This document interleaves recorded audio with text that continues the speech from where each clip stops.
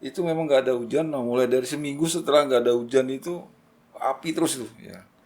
Semenjak ada informasi bahwa modifikasi cuaca dihentikan, Oke. saat itu juga tidak ada hujan.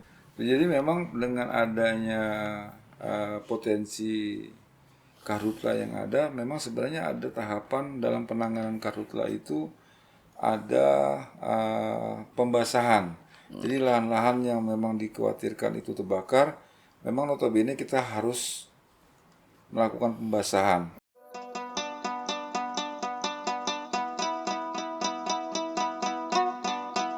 Tuh iye, surah barah antara kalteng.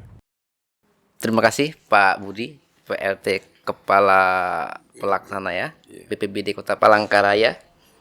Terima kasih atas kedatangannya. Sekarang ini kita lihat lagi sibuk-sibuknya, lagi kerja keras Pak ya. Betul. Iya. Di tengah kesibukannya sudah mampirlah ke Barakalteng Pak. Wajib kalau buat Mas Randi. Siap-siap. Semoga tetap kondisi kondusif lah ya Palangkaraya lah. Gini Pak, ngomongin soal apa namanya terkait tugas dan tupoksi Pian dan tim di BPBD, termasuk ada relawan di situ. Sekarang ini kan bisa dibilang BMKG menyatakan kemarau agak panjang dengan El Nino-nya. Betul. Update terbaru kondisi sekarang seperti apa sih? Baik, Mas Andika. Ya.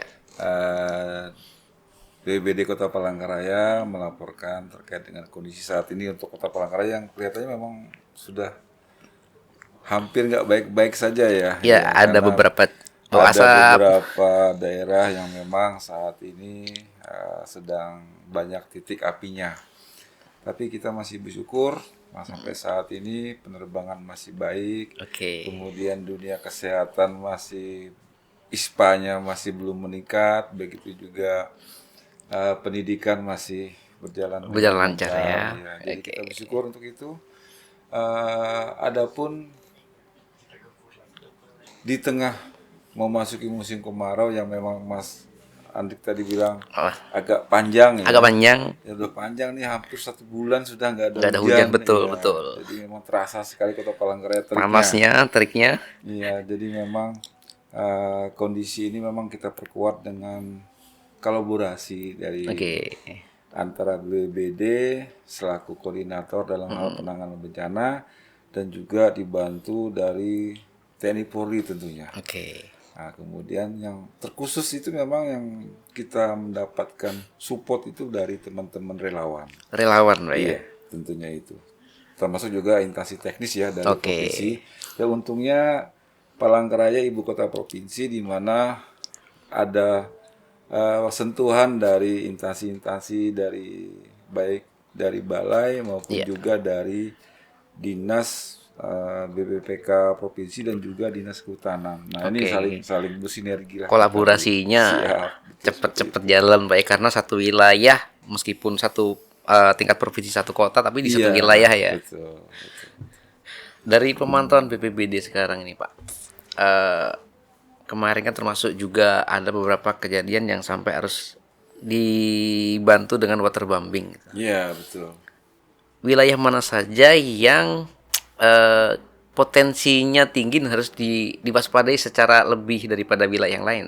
Iya, sebenarnya kalau untuk luasan wilayah daerah-daerah mana saja yang kita rawan dengan karhutla, sebenarnya saya rasa tidak ada pengecualian kok. Semua kita punya potensi Ada potensi. karhutla yang cukup besar karena Oke.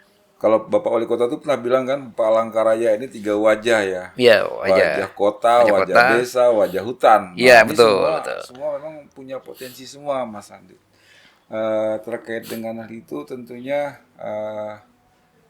kita karena kolaborasi dengan laporan yang cukup cermat dari pimpinan dan juga didukung dari BPPK provinsi. Oke. Tentunya pada saat kita ada penanganan karhutla yang tidak bisa di-handle oleh pasukan darat, tentunya laporan kita selalu direspon dengan baik.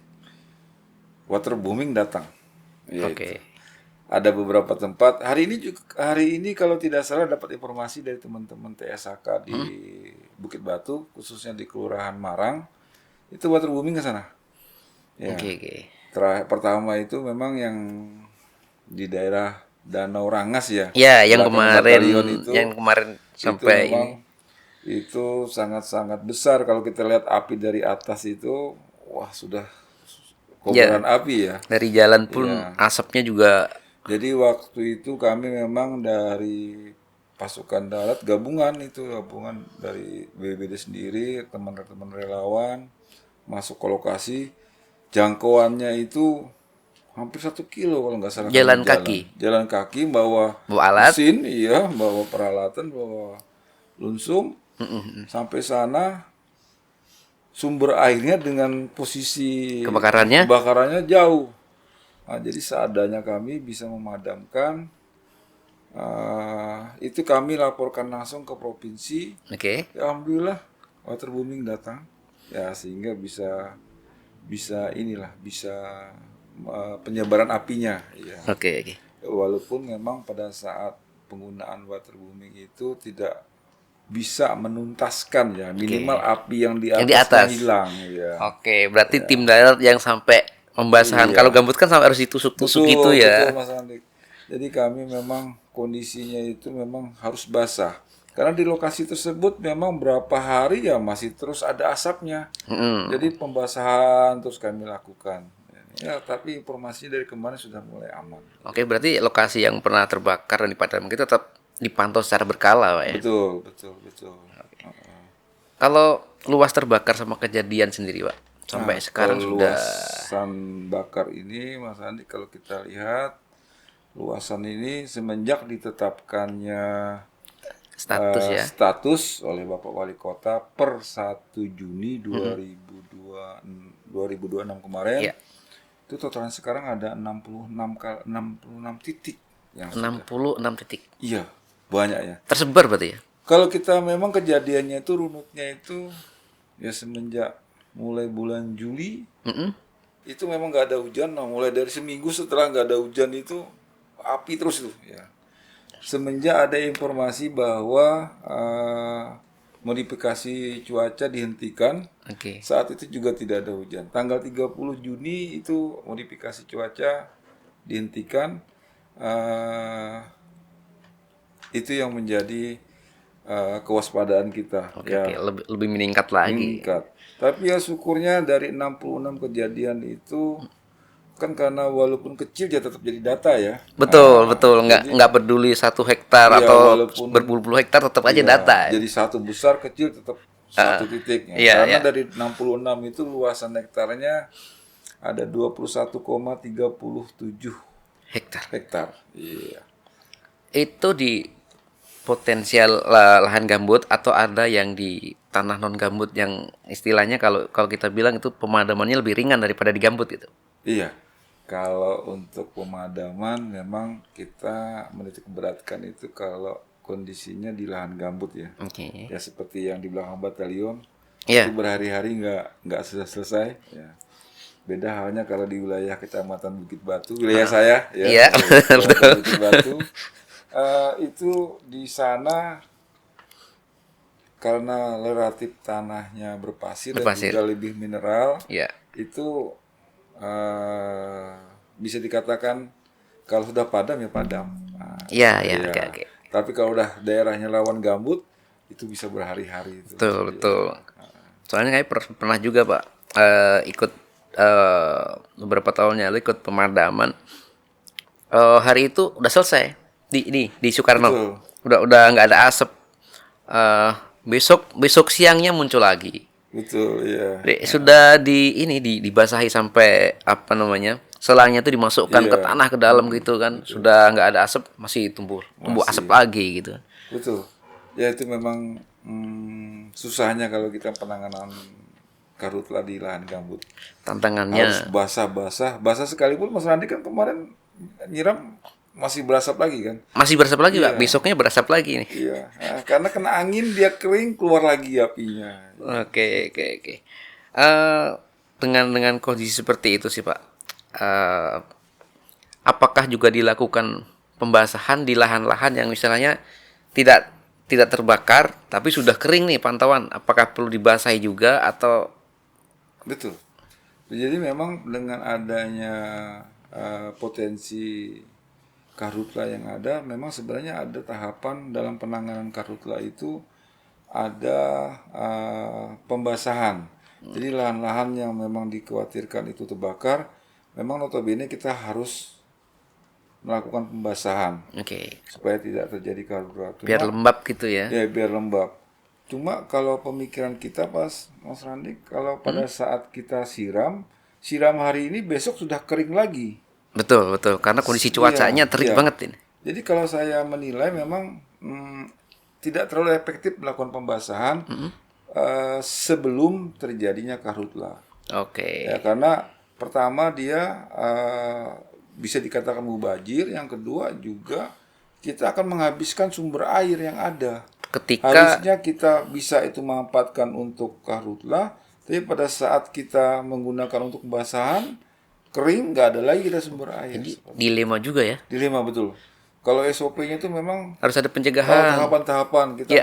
kalau di aplikasi portal Prisa itu kan Ya, portal yang apa-apa saja, BPBD. iya apa-apa saja yang harus kita lakukan, melakukan pembasahan lahan. Ya, ya. Tapi kalau menurut saya tidak efektif gitu. Karena BBM-nya kenceng lah itu. terkait Apalagi- sumber airnya lagi iya, ya. sumber airnya, BBM-nya, efisiensinya menurut saya seperti itu sih. Berarti lebih ke deteksi dini, pemantauan kayak gitu-gitu Betul. ya, memanfaatkan portal-portal kayak BMKG berarti kerjasama juga. Betul, iya.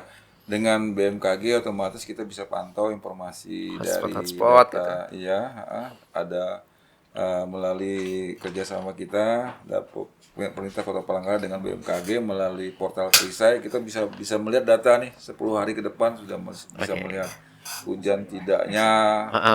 Oke. Ya kalau kita lihat kita buka portal Perisai hari ini aja lah, sampai minggu depan nih kering terus nih. Ya, Betul, betul. Saya tadi soalnya baru juga melihat, Pak. datanya ya. Dari Iya. portal Prisa yang diluncurkan beberapa tahun kemarin itu. Iya betul ya. Itu juga bagi kita juga mitigasi kita, ya. lumayan juga untuk melihat perkembangannya gitu. Dari semua kejadian itu, Pak, penyebab utamanya apa, Pak? Kalau karhutla ini memang sangat kecil ya, kalau memang karena faktor alam itu sangat kecil. Oke. Mungkin bisa terjadi karena kekeringan yang melanda, tapi untuk Kota Palangkaraya dengan kelembapan yang memang tidak terlalu besar seperti Oke. ini sangat sangat rentan oleh pelaku oknum. Lagi dugaan kuat, Pak ya. Iya. Dengan kondisi seperti ini, kita buang puntung rokok aja bisa nyala. Iya, bisa nyala.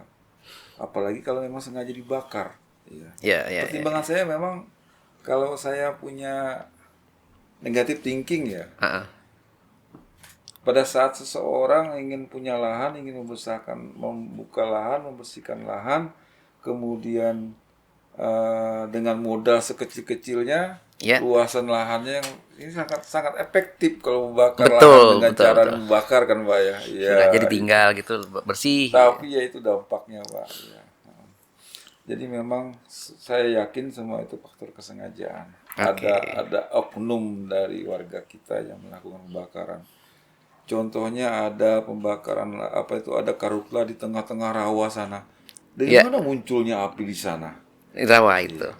Ya kalau kita bilang itu pelakunya tukang yang biasa mancing, ya kita juga nggak bisa sujon ya seperti itu ya menyalahkan mereka. Iya, Tapi buktinya dari mana sumber api itu kok bisa ada?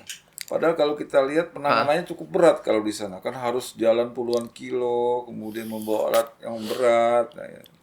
Jadi memang faktor kelalaian manusia menurut saya. Oke, siap, siap. Dari sebuah unsur itu untuk bentuk edukasi, kemudian di tahap selanjutnya untuk memberi efek jerah. Itu kalau efek jerah kan kita ngomongnya dengan aparat ya untuk menentukan, menyelidiki lebih jauh, menetapkan penyidik, kemudian menetapkan tersangka. Seperti apa itu, Pak? Siap. Kondisi sekarang. Jadi kalau memang sebenarnya aturannya sudah ada, perdanya sudah ada, Iya. ketentuannya tegas, namun memang pada saat tidak ada efek jerah, masyarakat tidak akan takut.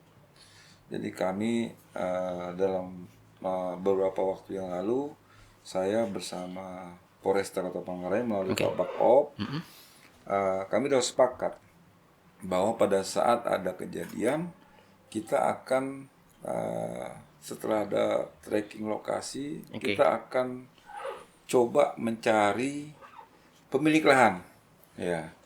Karena pemilik lahan ini jangan cuma menguasai tanah saja, tapi tidak menjaganya. Nah ini yang coba kita tracing, kemudian melalui RT, RW, lurah setempat, kita tanya orangnya. Tapi kewenangannya bukan di kami BPBD ya, tapi kewenangannya ada di pihak penyidik ya. Nah, tapi kami sudah berkomitmen bahwa masyarakat harus ada efek jera dalam hal penanganan karhutla ini. Kita sudah kondisikan. Artinya sudah. karhutla ini bukan cuma melihat lebar atau kecilnya, tapi dampaknya juga masyarakat banyak yang ketika itu tidak bisa dikendalikan lagi, banyak ya, ada ekonominya, pasti, ya. ISPA. Iya. Data terakhir kan kita di tetangga sebelah di Provinsi Kalimantan Selatan ini sudah tertutup asap ini. Iya, informasinya udah ada itu. Cuma ya itu masalahnya pada saat kita tidak menjaga alam kita, ya kita akan mendapatkan musibahnya. Dari segi ekonomi tentunya sangat dirasakan. Iya. Kalau sudah pesawat nggak bisa landing, nah berarti kerugian untuk satu daerah berapa kan gitu Mas? Betul.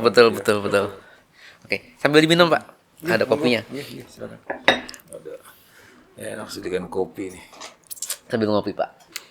Antara. Ingat itu Pak, apa namanya, dampak tadi itu, ingat 2015 yang pas asapnya kuning kan.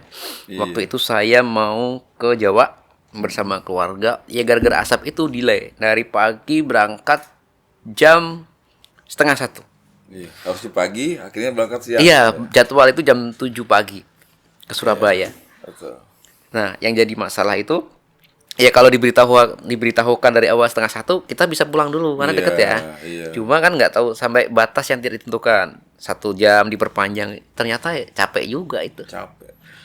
Karena di luar schedule kan. Iya. Kita harusnya berangkat, udah berapa kegiatan yang harus kita abaikan karena itu ibaratnya saya yang urusan keluarga, bagaimana yang urusan lebih urgent lagi, orang sakit harus misalkan ke mana. Belum resiko anak-anak kecil yang ISPA dan kemarin itu kan. Libur sekolah. Iya, itu. Agak-agak rumit. Padahal momennya ya untuk karhutla ini bulan Juli kita memperingati hari jadi pemerintah kota, hari jadi kota. Bulan Agustus kita memperingati hari kemerdekaan HUT RI. Wah, ini kalau misalkan kita ditutup kabut, ya kemeriahannya otomatis berkurang ya. Iya itu Pak, repot sih sebenarnya, repot, kemana-mana harus pakai masker. Kalau enggak juga ngap. Gitu. Baju pun bau Iya, bau asap. Banyak parfum. Itu kita yang termasuk di sini, bagaimana apa namanya, teman-teman yang berjibaku tiap hari pemadaman kan. Betul. Jadi memang kita dalam hal proses pemadaman, saya memang angkat jempol bagi teman-teman relawan ya. Iya.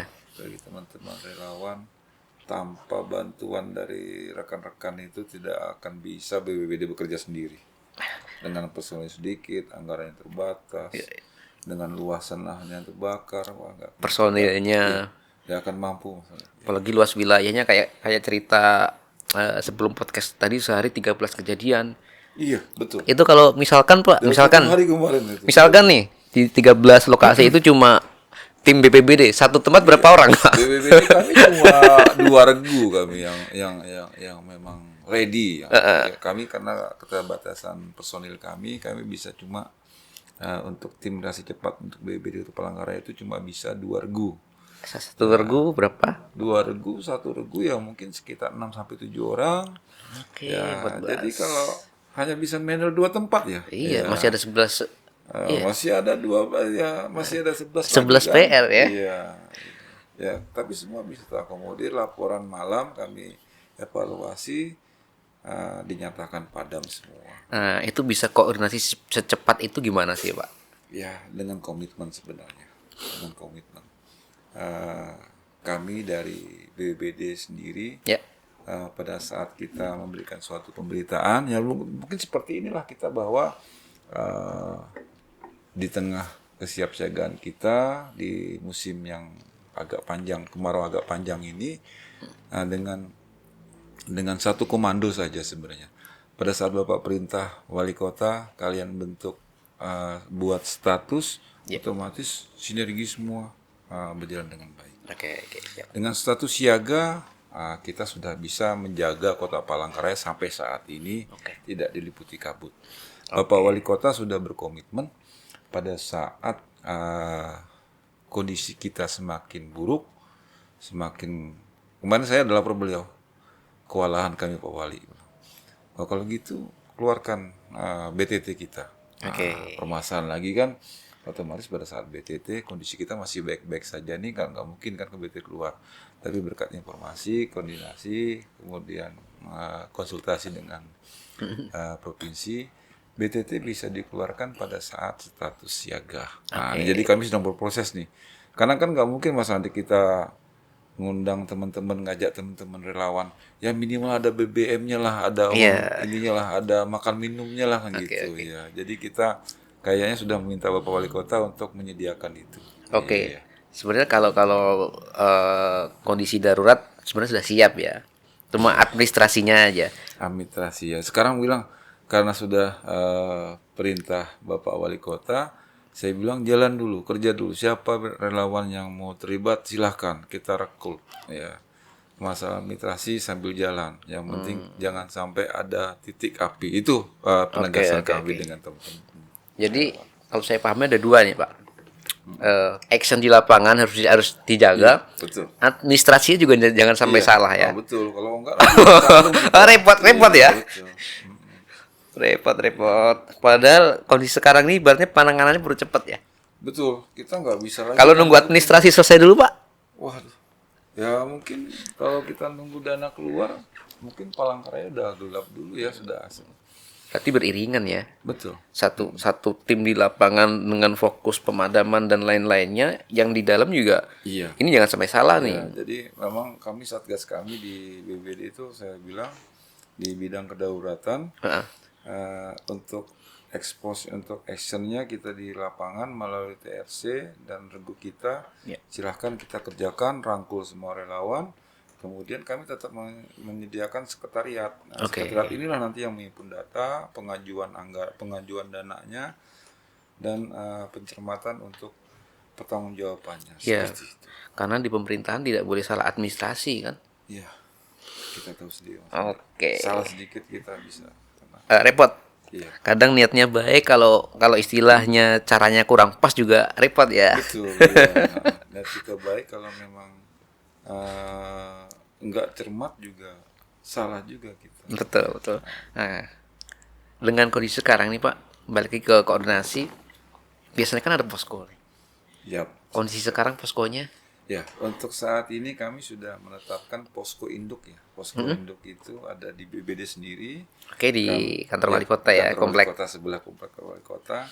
Kami sudah dirikan tenda, sudah buat untuk kumpul teman-teman relawan. Ya, jadi kita bisa berkoordinasi, kemudian bisa berbagi tugas lah di depan posko itu. Memang secara hematnya nanti setelah ada posko induk, kita juga akan bentuk poslap-poslap. Nah, sesuai dengan ketentuan aturan yang kami dapat itu, memang nanti poslap itu akan berada di wilayah kecamatan. Jadi nanti penanggung jawabnya camat. Camat yang punya wilayah, camat juga harus menjadi komandan poslapnya. Oke. Saya juga selaku camat kan ya. Siap. Ya. Jadi memang peranan tugas antara koordinasi antara pos induk dengan poslap itu kita lebih menempatkan tanggung jawab itu ada di camatnya. Oke. Ya. Di setiap kecamatan nanti akan dibuat poslap-poslap. Siap. Ya. Nah, jadi unsur pihak kecamatan, pihak polsek, Koramil itu nanti dengan relawan yang ada di wilayah. Kolaborasi pokoknya ya. Kalau di pusat kota gini nggak ada masalah ya, tapi kalau yang kayak di Bukit Batu, Ya, Rakumpit, itu Sebangau, lumayan jauh juga itu. nah, fungsi itulah yang akan kita nanti terapkan. Oke, siap-siap. Kalau terkait personil sendiri Pak, ini kan personil juga kita bilang resikonya tinggi. Betul, iya. Bahkan mungkin saya pernah ada cerita Pak. Ini cerita dari BPJS Ketenagakerjaan Iya, di tahun 2015. Ini cerita semoga tidak terjadi sih. Eh, Salah satu damkar ketika menuju lokasi pemadaman itu mengalami kecelakaan. Nah, kita bisa dibilang untung nggak ya? Tapi dari kecelakaan itu dia dapat jaminan ketenagakerjaan sebagai perlindungan.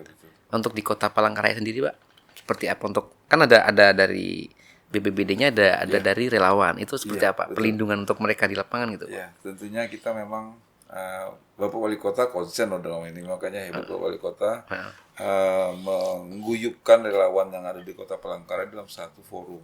Jadi Palangkaraya ini punya forum relawan saat ini Mas Andi. Oke. Ya, forum relawan inilah yang nanti menjadi suatu mitra pemerintah Kota Palangkaraya.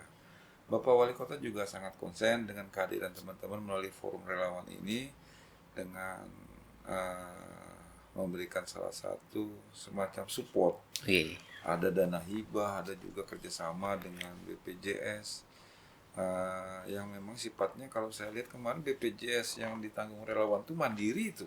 Ya, jadi ada ketua forum ini mencari celah di mana bisa semua relawan yang ada di Kota Palangkaraya itu memiliki perlindungan diri melalui BPJS Kesehatan, melalui BPJS Ketenagakerjaan ya, sehat. Saat ini semua sudah mulai didata, semua sudah didaftarkan untuk kepesertaan BPJS Ketenagakerjaan. Berapa? Ada ratusan itu, Pak. Kalau relawan kita, kalau totalnya ya sekitar 400 lebih ada. Ya, ini memang orang-orang relawan ini kan orang yang memang punya rasa jiwa kemanusiaan. Betul. Tinggi, Pak. Tinggi betul. Orang menjauhi bencana, mereka malah dekatin bencana ya. Dan resikonya ya Itulah resikonya. resiko jangka dekat yang langsung bisa terlihat panas, terbakar, Betul. Ya. tergelincir lecet dan lain-lain ya resiko di Jadi lapangan. memang penekanan kita juga pada teman-teman di lapangan, safety kita harus penting.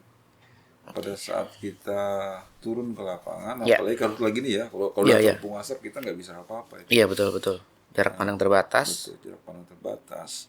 Jadi kesiapan kita itu dari atribut kita ya. Oke. Itu harus betul-betul kita jaga. Teman-teman semua harus melakukan SOP itu turun di lapangan semuanya dengan kondisi tubuh yang fit. Kami juga menyediakan pada saat mengantisipasi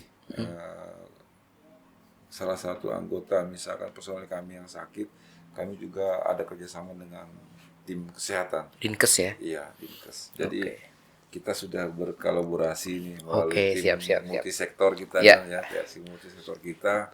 Semua terlibat, semua sesuai dengan tugasnya masing-masing. Oke. Damkar yang memang lebih intens di pemukiman juga kami undang. Pokoknya kalau ada karhutla yang ada di akses jalan bisa dilewatin oleh mobil damkar, mereka tugasnya. Oke, siap. Saat ini berkondisi dengan baik. Jadi bukan hanya karhutla ya.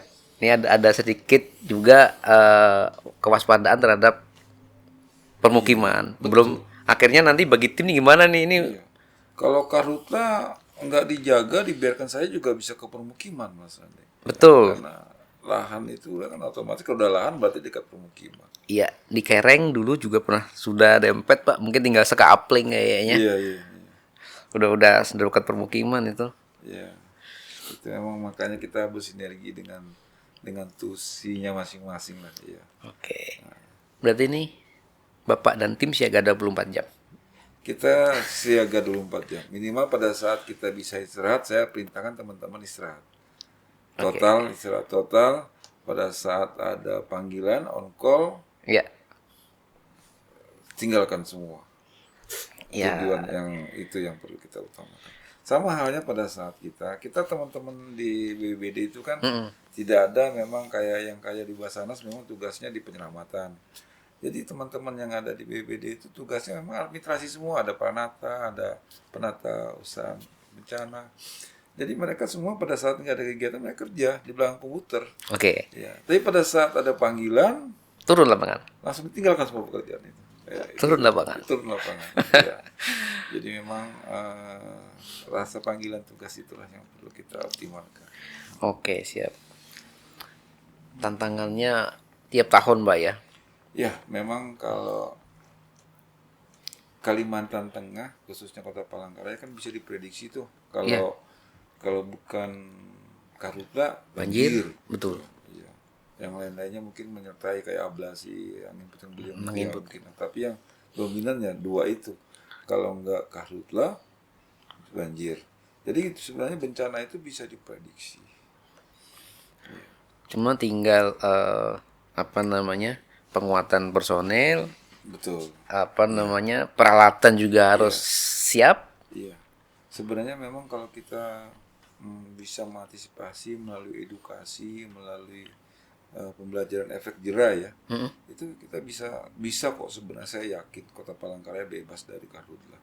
Tapi dengan komitmen bersama warga kita bersama, mindset masyarakat supaya merubah pola pikir, membuka lahan dengan cara tidak membakar itu yang penting.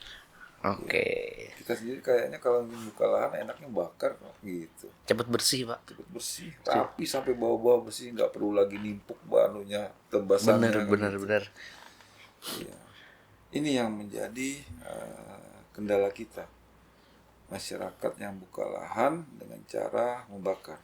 Ini yang perlu kita. Tapi kalau beberapa kali saya lihat dari tim BPBD kan juga ada kegiatan nih untuk edukasi ke sekolah-sekolah. Ada. Iya. Nah, itu Pak, apakah ini dalam jangka panjang untuk antisipasi budaya bersihkan lahan tanpa bakar gitu juga, Pak? Iya, memang kalau kita melihat kan memang kita ada KIE, komunikasi edukasi informasi ke masyarakat melalui pembelajaran untuk masyarakat melalui program KIE. Kita juga ada program itu. Dan saya rasa setiap saat di tengah kelenggangan waktu kita selalu melakukan edukasi itu. Baik ke kelurahan, ke sekolah-sekolah. Cuma kalau menurut saya permasalahan itu memang bisa kita mengatasi, mungkin jangkanya masalah itu bisa jangka panjang. Betul, jangka panjang itu. Bisa pahamnya nanti. Iya, jangka panjang itu investasinya. Yang dikasih tahu anak-anak, pelakunya orang lain kan beda. Ya mungkin pembelajarannya pada saat ada edukasi tersebut ini akan sampai ke pelaku akan paham, tapi itulah perlu proses kayak seperti itu. Sama kayak orang buang sampah di jalan itu, buang sampah karena tabiatnya kan. Iya betul. Dari mobil buang sampah ke jalan. Padahal masih bisa disimpan dulu. Bisa disimpan. Nah sebenarnya bisa sama seperti hal kita menjaga alam kita dengan cara tidak membakar. Oke, siap. Semoga aman lah Pak ya. Ya, mudah-mudahan harapan kita bisa menjaga Kota Palangkaraya dengan komitmen bersama masyarakat. Kalau ada kejadian mungkin api kecil atau melihat orang yang mencurigakan nih kan kita nggak tahu, mungkin ada orang kasakusuk di lahannya terus kita curiga, itu ngelapornya gimana Pak? Oh potensinya nih potensi karhutla atau melihat duluan gitu? Ya, pada saat kita mencurigai salah satu ada pelaku, itu memang kita tidak bisa sendiri ya. Minimal dengan adanya kita mengetahui dari awal saja, dengan cepat melapor, itu akan mudah ditangani, Mas Andi. Iya. Baru luasan bakar sampah gitu aja kan? Iya, itu bisa jadi. Siram sebentar mati. Tapi kalau luasnya sudah berhektar, berarti kan yang melapor lambat. Iya. Nah, kita juga patroli kita teman-teman juga tidak bisa 1x24 jam jalan terus, nggak mungkin sekota Palangkaraya. Iya. Jadi yang harapan kita itu memang pelapor dengan cepat, melapor dengan cepat.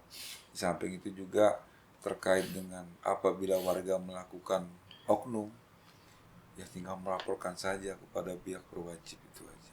Kalau bisa tahu identitasnya, serahkan saja. Dengan kalau ada PRT, lapor RT, di situ ada lurah, Oke. lapor lurah, nanti secara berjenjang pasti akan sampai ke pihak kepolisian.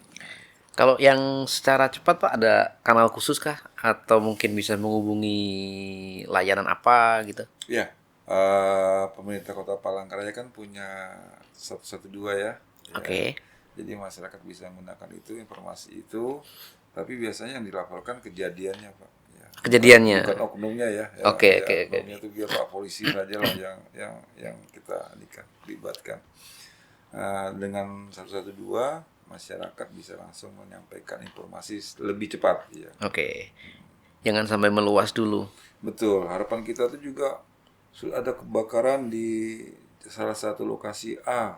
Ya. Luasannya sudah besar. Itu sedih kami Pak. Kenapa kok baru dilapor sekarang gitu Pak? Ya. Buat apa ada lurah? Buat apa ada RT, RW yang saat ini sudah jelas Bapak Wali Kota minta bantuan mereka untuk melaporkan secara cepat gitu Pak. Oke, siap. Mungkin harapannya Pak, yang terakhir mungkin harapannya Bapak sebagai pimpinan BPBD Kota Palangkaraya agar semua elemen di Palangkaraya ini bareng-bareng lah menjaga minimal kayak gini lah, jangan sampai lebih parah. Itu seperti apa? Betul ya. Harapan kita memang seperti itu untuk masyarakat khususnya Kota Cantik Palangkaraya untuk menyikapi situasi kita yang saat ini sedang dilanda musim kemarau, untuk berhati-hati terhadap api, ya itu ya, terhadap api. Jangan bermain api, kan itu prinsip itu aja Pak. Oke. Pada saat kita menemukan satu hal yang menjadi musibah nantinya, cepat laporkan. Kalau bisa tangkap oknumnya itu aja. Yang minimal lapor kalau Komitmen bersama Pak yang penting. Komitmen bersama kita semua menjaga Kota Palangkaraya bebas dari asap. Oke, siap. Oke, terima kasih Pak Budi. Iya. Kesempatannya sudah berbagi bagaimana upaya BPBD dan tim. Iya. Bagaimana BPBD melihat berkolaborasi dengan pihak untuk menjadikan Palangkaraya bebas asap ya. Terima kasih sekali Pak Budi. Terima kasih juga. Terima kasih Kawal Antara Kalteng. Demikian bincang-bincang dengan Pak Budi, Kepala BPBD Kota Palangkaraya. Kalau ada apa-apa lapor di 112. Demikian di Bara Kalteng. Terima kasih.